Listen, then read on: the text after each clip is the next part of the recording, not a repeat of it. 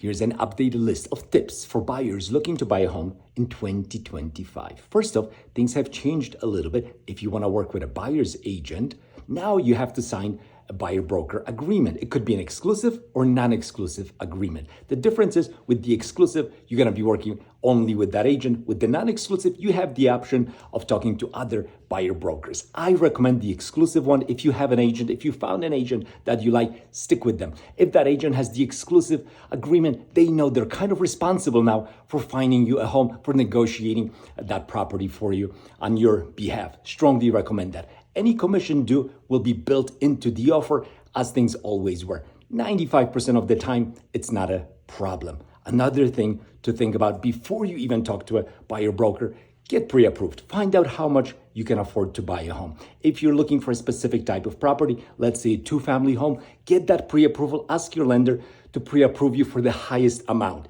A lot of times we see these pre-approvals for a lower amount based on some property that maybe they saw online as a sample that they were interested in, and then they're looking at a property that's a little bit more expensive, and we have to redo the pre-approval because sending a pre-approval to a listing agent with a price lower than the asking price for that property or lower than what you're offering just doesn't make sense, right? Another thing related to this, funds. If you're going to be using any funds, for example, we come across buyers quite often right now who are waiting to get funds as a gift, for example, from someone. Make sure the funds are in your bank. Make sure they're there for a couple of months. Sometimes we need these bank statements. So that's important as well.